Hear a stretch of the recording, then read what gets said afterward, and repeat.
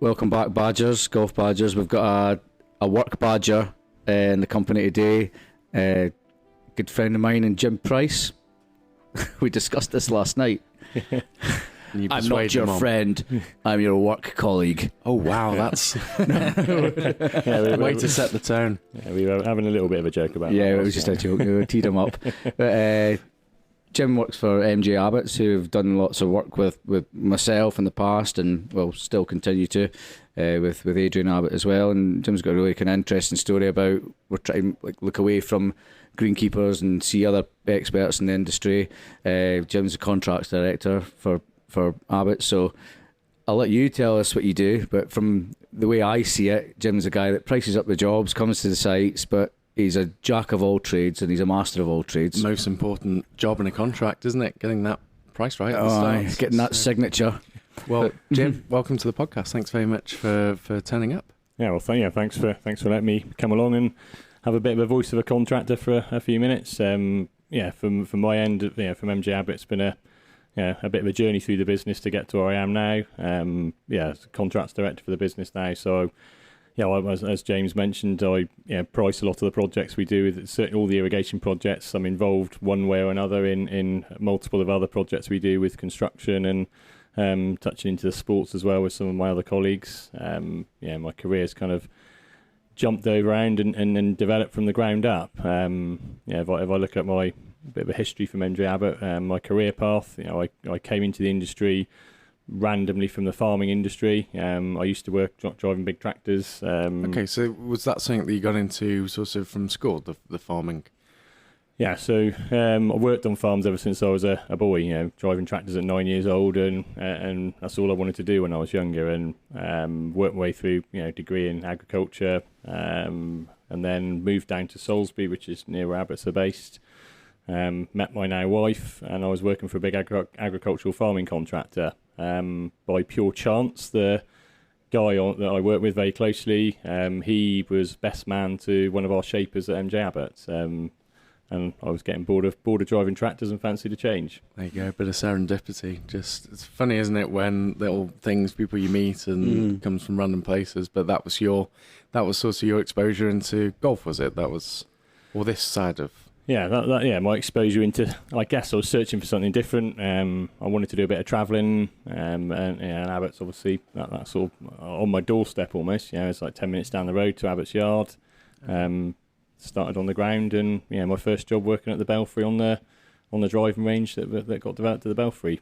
Wow! So can you remember your first day at work with Abbott? Yeah, wet and windy, trenching around in the mud on a construction site in one of the wettest sites in the country. Doesn't sound like the Midlands, that, does it? Yeah. Well, before we sort of start to dig into your career with Abbott's, what is Abbott's? We touched on it briefly, but where did the firm come from? How did they get into the golf world, and how long have they been going for? All that kind of stuff. Abbott's 1965. Mike Abbott set the business up and started from a similar background to myself. So we were a big agricultural contractor. So worked our way through. Mike worked his way through from a small agricultural contractor. That business grew and grew and grew.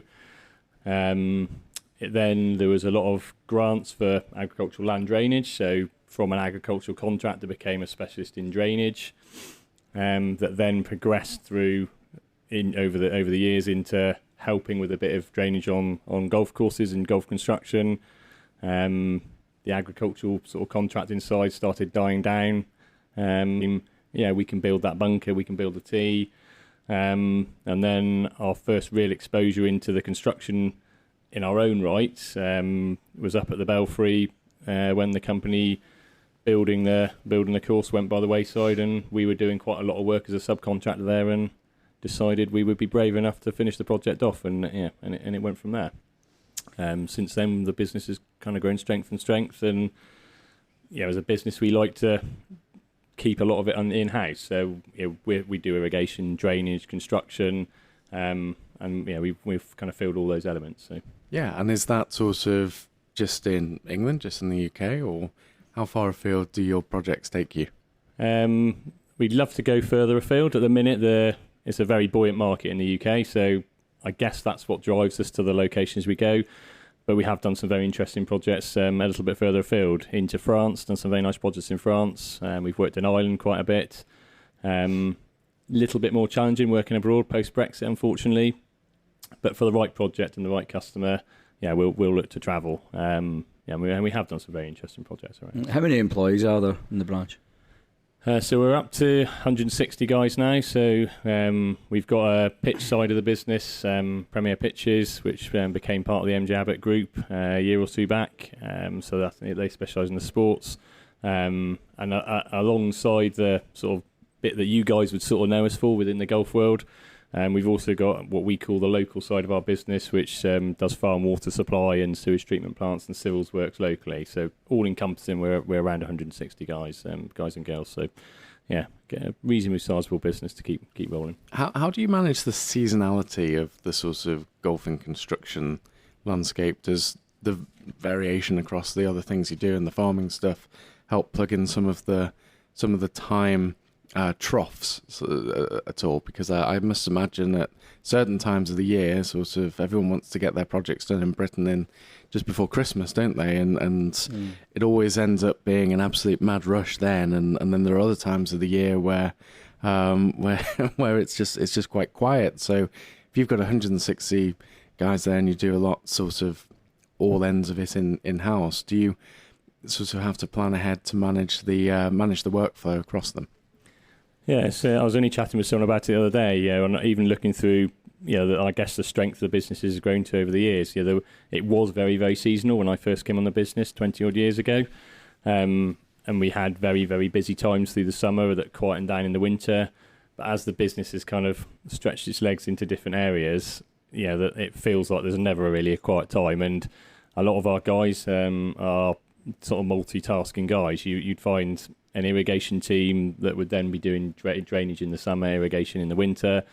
Our construction guys, that some of our shapers even, they might hop off a digger for a week and help with a bit of drainage, or help jump on a bulldozer building a football pitch. Perfect. That's the only way to do it, really, isn't it? Otherwise, is it your job? You're responsible for kind of pushing and pulling everyone around to what jobs they're doing, or tell us exactly kind of what a day in the life of Jim Price is like. For my sins, I like to have my finger on a lot of pies, and people probably say I don't delegate enough. But yes, I as my career's progressed now, I do look after a lot of the operations. So myself and the managing director, we are the sort of operational day to day, who's going where. And obviously collectively we talk as a board about what projects we're going to do, but ultimately it's a finite resource that we're jumping around the projects, that between myself and Mick we manage the machinery, what's going where, machinery purchasing, what machinery do we need to forecast and buy for projects. A day for you, is it really, for stuff like that? I mean, it's you say about wanting to do everything. I get where you're coming from with that, and you literally do. I mean, you were saying only the other night that we were jumping in the trenches fitting up irrigation systems not long ago.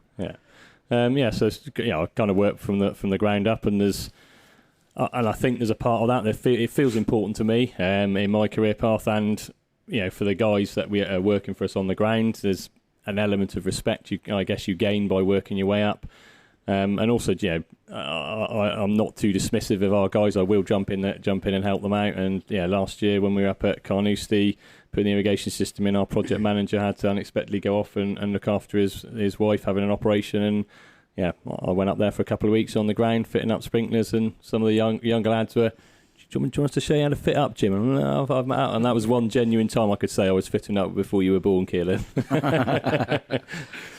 You probably enjoy that side of it again and bring back them nice memories and stuff. And it does. It's when you look how I love a challenge, and I love a bit of work stress. That's part of what drives me.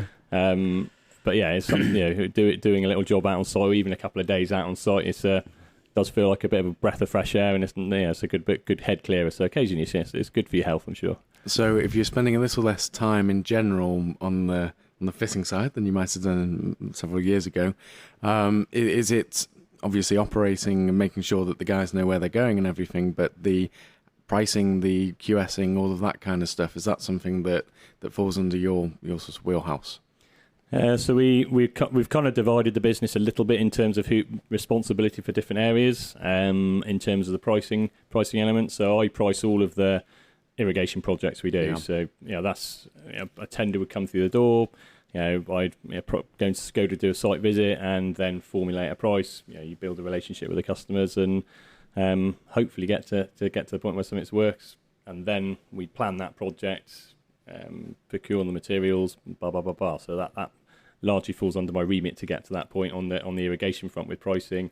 And then my other colleagues, we've got one specific for sports, one specific for landscape, and we cross over because obviously there is a crossover between all areas of our business. And in construction, you're going to have irrigation. On a sports pitch, you're going to have drainage and irrigation. So each of us have a bit of a crossover, and it's a team that's been there a long time. So all of our senior management team are 20 plus years, so it's organically. So. I think the thing about the team with Abbott's, and speaking as someone that's worked with you for quite a while now, you have Adrian, you've got all the guys that go about in the vans are absolutely high end, they're first class, and then so you're very lucky with the team you've got there, aren't you?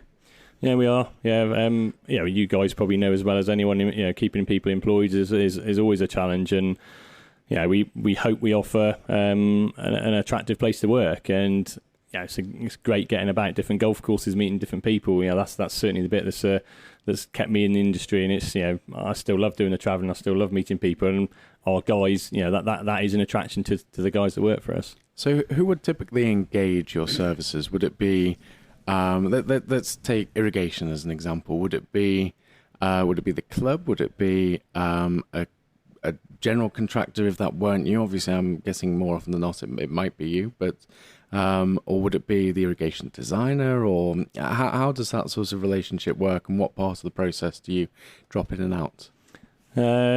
The irrigation, so yes, the irrigation has very much changed over my time in Abbott's. Historically, a lot of the irrigation would be designed in-house, so that would be us visiting our own sites and trying to drive the fact that there was an irrigation requirement in golf to a point where we would then build a design and work with that customer. Over the years, that's very much changed as I guess due diligence has taken a little bit more part to play from the club's end. So a lot of it's consultant driven now. So there's some key consultants in the industry.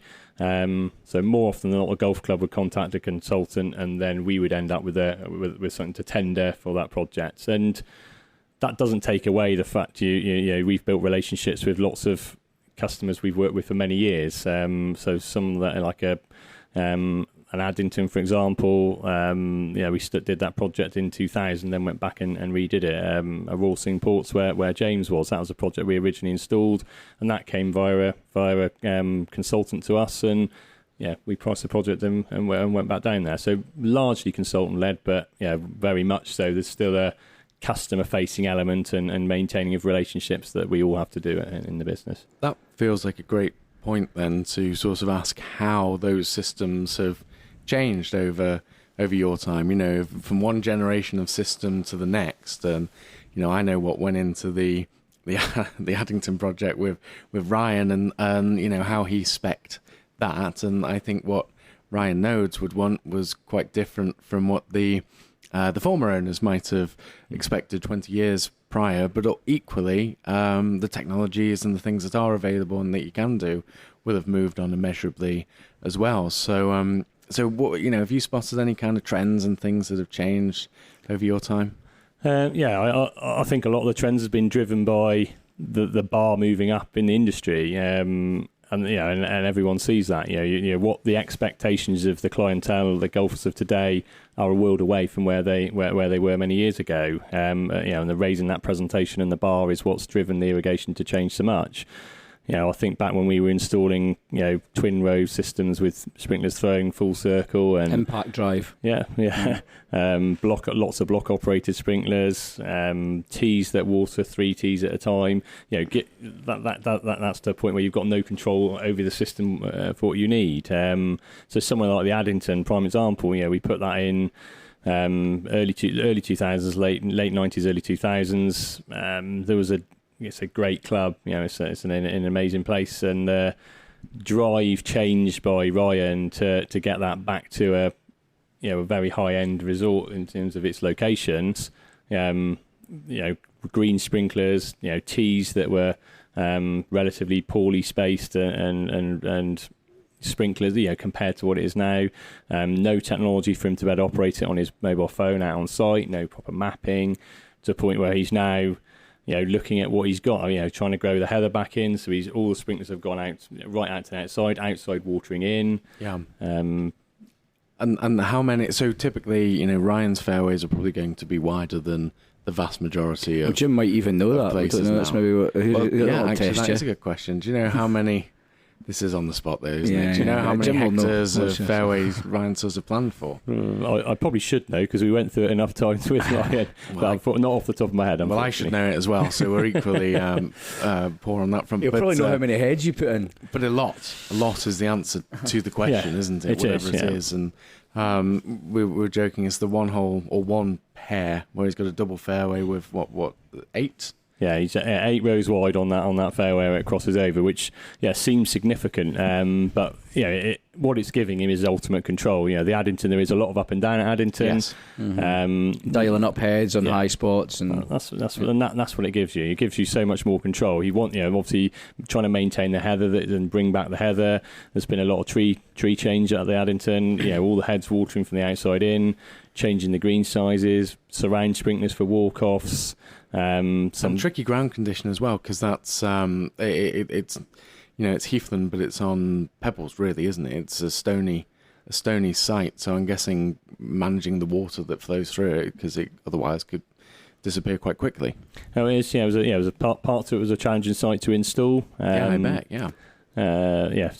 We were, I guess a little bit of our agenda is always trying to achieve the project to the highest possibility of quality and within a time scale. So there was some challenges with Ryan's project at the Addington in terms of ground conditions. He had a desire to get it done during a period when the golf course was shut, and we achieved that in the time scale, which we stood very proud with. And it's given him a system that's really, really quick watering. There's some significant upgrades to pump stations, as there are with many of the upgrades we do. Bigger tank to give him some more water and volume to make sure he's secure in that regard, and then given the tools to the green staff to raise that bar. Because with modern software, you literally walk up the middle of the fairway now with your iPad into areas where you see that you need to up the percentage of the head, and you can literally find the head with the GPS, do it there and then on the spot. Both Toro and Rainbird have got that system now where you can do that. I'm kind of lucky to have had both. But to have that full control now, you must have seen a big difference in your years of irrigation and when stuff like that comes through.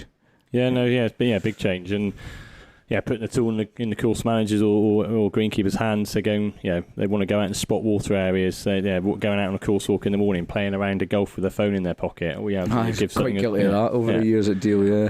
And the things like the addition to bunker watering to stop sand blowing bunkers to keep the sand wet. A lot of links guys bringing back grass pathways and the desire to keep those maintained well with pathway watering.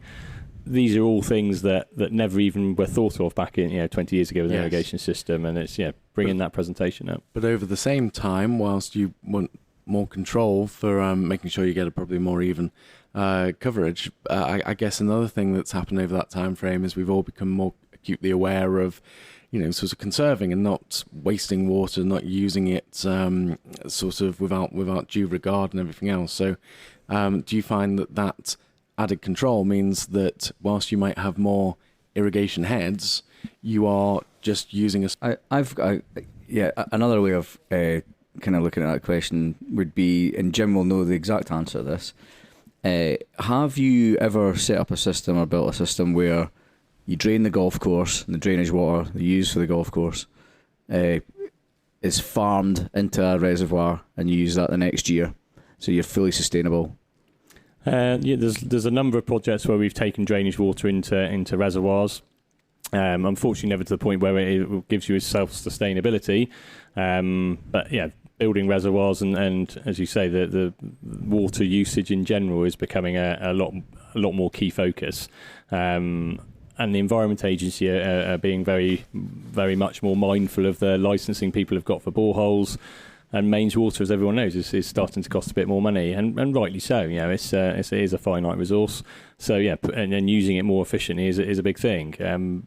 Any project we're involved with that's a new project, you know, a new golf build, for argument's sake, the first thing on an architect's mind, even prior to the irrigation really being pushed in, is what we're doing for irrigation. Where can we fit a reservoir in? From? Yeah, and how have you spotted that as a trend? I know that there is still a crazy really number of golf courses that are still on mains water who maybe haven't got to boreholes and certainly not reservoirs, but have you spotted a trend of people trying to build those reservoirs and trying to become more sustainable and do what you say, Bledge, and try and get as much drainage as possible kept on site rather than just piping it off into the mains or wherever else? Yeah, very much so. We're always pricing reservoirs. We've this year we've done an irrigation project at West Surrey Golf Club. First thing they wanted to talk about when they started talking about the project was a reservoir. We priced the reservoir that we're hopefully going to start building later this year. And they're exactly the same thing. They've got a small borehole. How can we harvest water? They're looking to harvest water for some ditch work and some drainage and put that in the reservoir, just to get that point where they're less reliant on their mains water supply. We've done some projects where we've harvested water from car parks, clubhouse roofs, and taken that into reservoirs via petro interceptors. And all of it will make a difference and makes them a bit more green and sustainable. Yeah, quite. Because we're quite worried about water going forward. You look at the abstraction allowances, and they're always getting less and less and less, and it's getting hotter, drier summers. And well, there's so much demand for it, isn't there? And certainly all the data I've looked at says there are certain parts of the year where there is a hell of a lot of water coming down, and then there are other parts of the year where there might be significantly longer periods than ever there were in years gone by. This year's been the most extreme. Well, look at the first half of the year compared to the second half of the year. Well, that last in 2023. And it keeps Jim's sitting there smiling because it keeps these guys in a kind of job. I don't think I've been on the phone as much to Adrian Abbott and I for a while, looking at water farming and like where we could. We spoke to you a lot about where we can put reservoirs, and it's not easy. You know, there's not much area around where we are for stuff like that. So. Yeah, and that is a lot of a challenge for lots of golf clubs, you know, and quite often now when an architect's looking at a project, if from a contractor's perspective, I'm always jumping in there saying, have a think about a reservoir. Are you thinking of any hole changes? And it's a common thing. Yeah, you're preaching to the converted on my side. I think it's at some point, I don't know when, but golf courses have a pretty long life, you would hope. Hundreds of years, and you've got to think that at some point you're not just going to be able to turn the taps on and expect to get water when you absolutely need it. So it's petrifying for these clubs that are on mains water that like don't have anything else, and that maybe essentially probably can't even afford to. I mean, boreholing is expensive, isn't it? To even just try it. Is that something that Abbott's do as well? Do they go looking for the water? Yes, we do. It's certainly on our local side of our business is a very strong part of our business, borehole and water supply, outside of the sort of sports world. But in the golf world, yes, we're very much involved with borehole installation, borehole pump installing, controls of, and water harvesting in general. Whether it's harvesting water from streams and transferring it across, it's something we do specialise in amongst any of the other bits we do. Mm-hmm. And so, tell me about your a project that's really excited you, that you got a lot of satisfaction from completing and was a great thing for Abbott's. In more recent times, there was a really nice project we did down in the south of France that was encompassed challenges in multiple ways. So to get out the back end of it was it was very, very satisfying. Project's Riedebon Golf Club. We started down there in 2014. Went down there to look at some drainage. It's a private. So Riedebon's a private member, proprietary owned, is it? I'm sure they've got thousands of members, haven't they? Maybe, how many do they have there? They must have 20 or something, do they? I don't know. That's my guess. When we first went down, I think it's 14 members. Yeah, 14. I thought it was in the teens. Yeah. Jesus. And we started. Did they make you a member, Jim? They must have made you a member. I don't quite fit that bar yet. It was very, very challenging ground conditions. Absolutely amazing site. Really, really rocky ground conditions. Wall-to-wall drainage across the site. wall-to-wall irrigation across the site, all of it open trenched on the fairways. So that's, I mean, straight away when you're pricing a job up for that and you can't take the mow plough out, I mean, that's adding a lot onto it, isn't it? It was, yeah, and just the challenges of getting the kit down there, so the challenges of the rock, and the project grew as we went through the time. So we did a couple of phases of the drainage and irrigation, that then grew into the more recent project we've done there, which was the bunkers. That was a project we started off with quite a small brief of what I looked at the project with my colleague Steve Briggs and what we had a vision of in our heads. And we're no architects, but we've seen a lot of the golf, got a lot of golf course, a lot of changes, and we priced one thing and then went down there and did something completely different. And I look back now and I'm in awe of what it actually looks like compared to where we started. And I see the video in your stand behind you with everything happening. It was all drone footage, all the drainage going in. Is that video available if we were to put it in the footnotes? Is it on YouTube or anything? There's segments of it on YouTube, but we'll happily share that with you. Yeah, we could put it in the bottom of the footnotes. It's an amazing short video that just shows exactly what you're talking about, with all the shaping work happening and drainage, irrigation, etc. And the bigger complexity of that was that within that final phase of work happened to drop bang in the middle of COVID and bang in the middle of Brexit. So here we are out in another country, post Brexit, mid COVID, no travelling. We had 30 guys down on site. Twice the membership.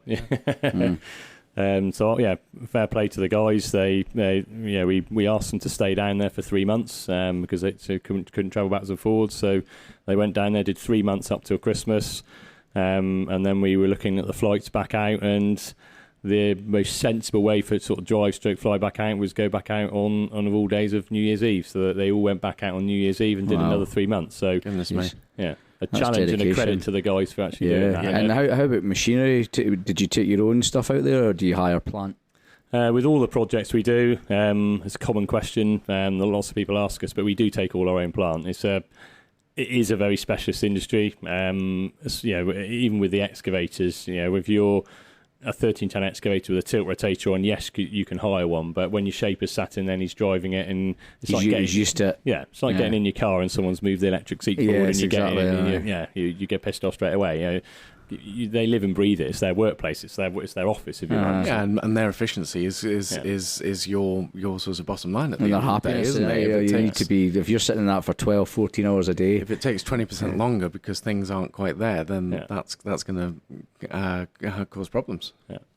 So we take our kit everywhere. We're over in Guernsey as well at the minute. Another challenge getting kit over there. I bet.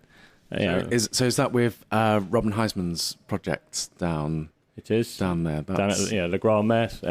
That's a 2-phase project. We've completed the first phase. We're on with the second phase now. Complete renovation of a existing 18-hole course with new drainage, irrigation, full new greens and tee complexes. Do they have any issues with water availability there? They surprisingly. Yes, at times, but no. Because it's a wet site, I think Robin told me. Yes, in general, it is a very wet site. So they're at Le Grand Mare. They do have challenges with water during the winter months because they actually sit below sea level. So when the tide comes up, the tide can be higher than the actual ground, the other side of the wall. So their drainage can't get out at that point. So we're bolstering the drainage system to allow when it can go, it can get out a lot quicker. Full irrigation system. They're transferring water from various different locations and boreholes. And a significant amount of shaping. The challenges of bringing thousands of tons of sand over from the mainland on barges. Is that what's happening? A bit like Ardfin when they had to take it over there. Gosh, yeah. So it's you that organises all that sand, is it?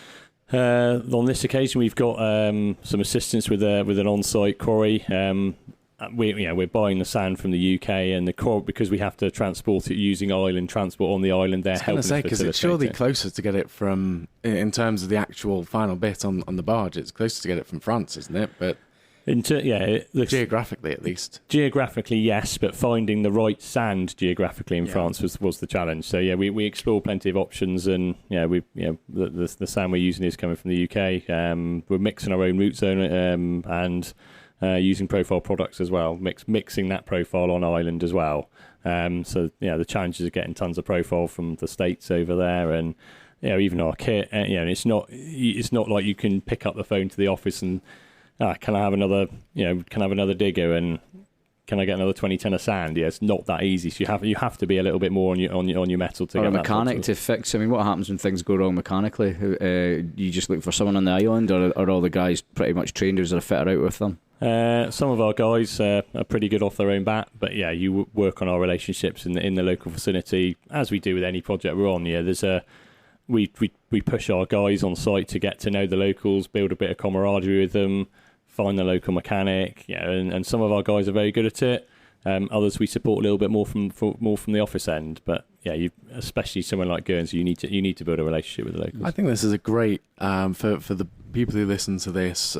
Certain people absolutely know the ins and outs of what goes into building or refurbishing or improving or running and maintaining a golf course, but there'll be plenty of others that it's an eye-opening thing for them. So the one thing I was wondering when we were talking about the irrigation is, could you use that as an example to talk about some of the so many different things then that go into can't just be the number of heads that determine the cost when you're talking about the ground conditions, the water source, all of these other things that can have massive changes to the overall end figure. So what are some of those things that actually do drive the cost one way or another?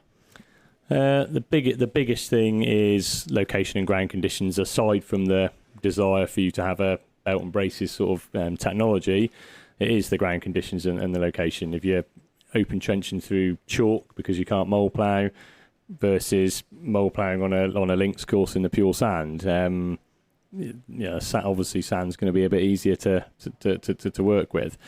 And then it boils down to product choice and what you want to water. And things like walkways. Do you want to add walkways in? That's seems like a small thing, but it builds up to quite significant numbers because you're quite regularly end up with on a big system. You might have twice as many walkway sprinklers as you have full fairway sprinklers. Just because of volume, and every one of those takes as much time to fit up as a fairway sprinkler.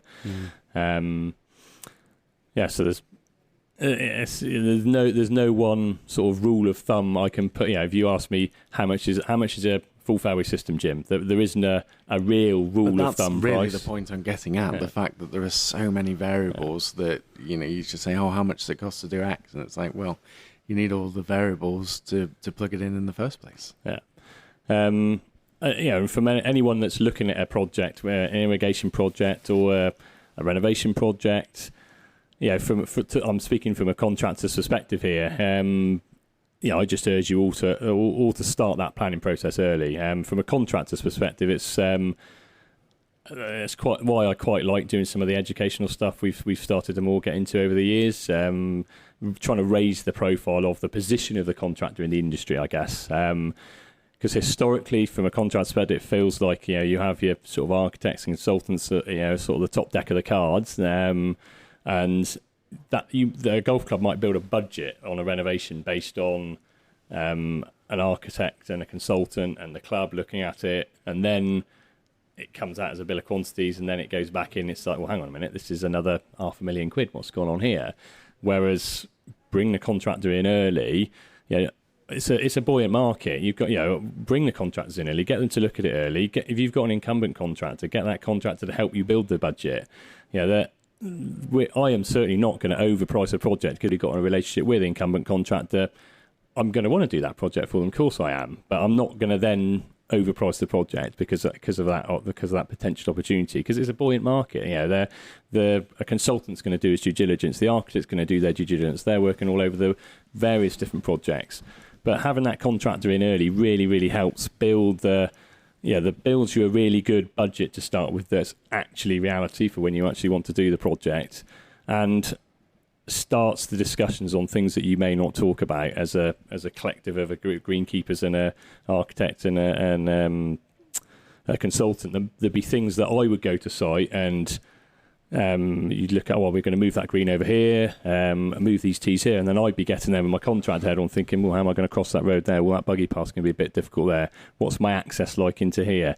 Yeah, there's bits that we would look at that maybe I'd look at it with the different eyes that would then think, that's going to be a bit costly to do that bit, to help build that bill of quantities to something that's good. You've got your health and safety hat on at the same time as well, because that's also a big thing that comes into, I know from pricing up the deal job, everything was kind of really meticulously thought about for that, and it's a huge side of it, and you've actually got to think of that as well, because you're responsible for all these guys when they're coming along. Yeah. It's the planning, James, isn't it? So it's all about the planning and planning and preparation. That's the biggest part of any project for us. Is once you get rolling in the project, that's the easy part. It's the planning, preparation is the key part. The 5 Ps, isn't it? But the how many big projects? If we're going irrigation side, how many projects? If you were like, just say pretend you had none just now, okay, and you were going to price them up, how many would you take on over a winter? How many would you open up? Deploy your teams to full size projects. We would do three full fairway projects a season, and we'd still have capacity then to be fiddling around with some renovation projects or some smaller projects. And it's always a challenge in the buoyant market of, are you picking the right project? Because there's always going to be a customer that's come along you've got a relationship with that wants something done, and you don't want to lose them. I.e. me. We're already doing something else. But as a course manager, you can become quite selfish with stuff, because no course is more important than your own. Exactly, it is when you're getting breathed on down your neck by your greens chairman or your board or whatever, and they're wanting answers. I know my board are really, really trying to push us on the water farming thing, and but it's just not as cut and dry as just phoning you up, Jim, I want this and I want it now, because you've got a lot of work to do, and you've got to kind of actually be patient and wait your turn. But sometimes it's not what the board want to hear. Yeah, and it can be frustrating, and that has been a big change in my life and my working career. Is the speed of response to try and get back to people has massively increased, because everyone wants that. Your bit's important to you, but it is a buoyant market. That's one thing I will say. Prior planning in the current environment and dealing with the contractors early on. We are probably one of the bigger contractors in the irrigation industry, certainly, and. We're busy. We're pretty much booked out for 2024. We're looking for projects into 2025. Where there's going to be small spaces we'll have to fulfil for existing customers, but you're planning 2 years in advance now. It seems like, especially post-COVID boom, you talk about the Brexit and a few of those other things as well. Does it feel like there's a bit of a delineation between before COVID and after COVID in terms of pricing, demands, those kind of things? Do you see any of those changes?